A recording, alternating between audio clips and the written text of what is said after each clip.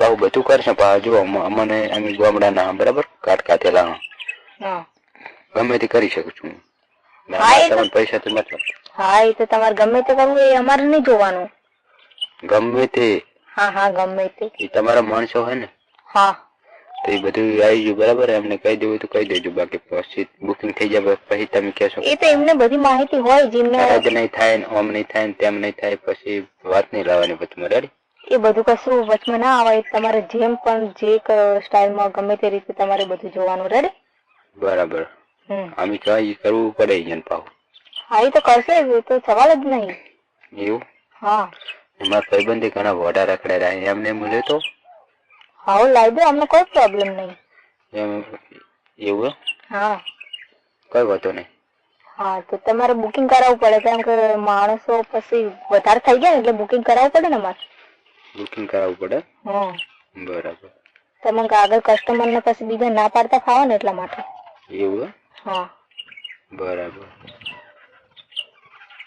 વાંધો નહીં તો હું મારા ભાઈબંધને બધું પૂછી લઉં કે કને કને આપવું કને કને નહીં આપવું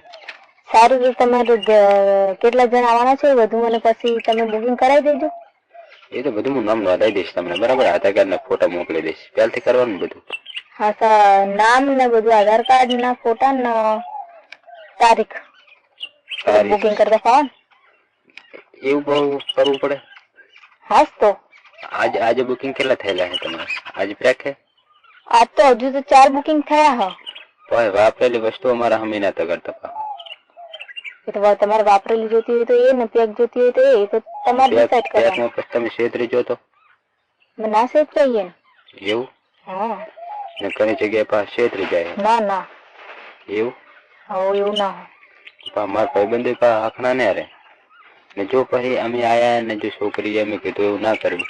તો પછી તમે જ સમજી લેવાનું તમને અમે લઈ લઈશું એ તો પણ તમને ના પાડવાનો મોકો નહીં આપીએ અમે બરાબર હે એ તો એવું કશું નહીં થાય એવું કશું નહીં થાય ને હા બરાબર તો બરાબર ને પછી નહોતું થાય એમ અમારે આવેલું યાર ચો બળ્યું અમારે બનાસકાંઠો અમારે આવેલું ભાડાને માત પડે યાર અમે 7 જણા આવીએ ને તમે 7,000 8,000 રૂપિયા તો અમે ભાડું થાય બરાબર હા એટલે કહીએ અમે હા એ તો વાંધો નહીં પણ તમને કશું પ્રોબ્લેમ નહીં થવા દઈએ બસ કશું પ્રોબ્લેમ નહીં થવા દે ને હા બરાબર સરનામું ને બધું લોકેશન ને બધું કરવાનું એ તો હું તમને આપી દઈશ શેર કરી દેશો વોટ્સએપ માં હા તો ચાલે ને કે પછી શું કરવાનું અમારે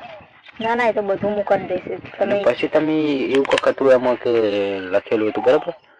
કે 48 કલાક રાખવા માટે ફોન માં પૂછપરછ કરજો બરાબર એટલે અમે 48 કલાક ઘરે લઈ જાવ તો શું કરવાનું ઘરે તો કેટલા પૈસા ઘરે ના તો 5,000 જેવા થઈ જાય તમે એમ થોડુંક અટકાતા બોલતા હોય એવું નથી લાગતું તમને બધી ખબર જ હોય બરાબર કે આની કિંમત શું આની કિંમત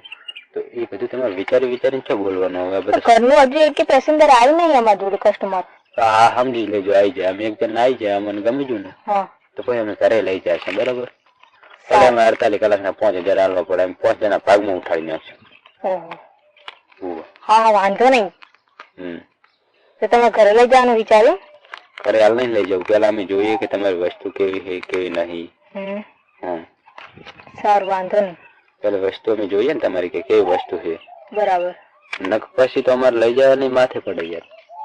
ના એવું કશું ને માથે ના પહેલથી તો અમારે નહીં લઈ જવી કરે બરાબર એટલે અમે પેલા જોઈશું કે કેવો માલ છે તમારો કેવું બધું છે આમ કેવી છે એમ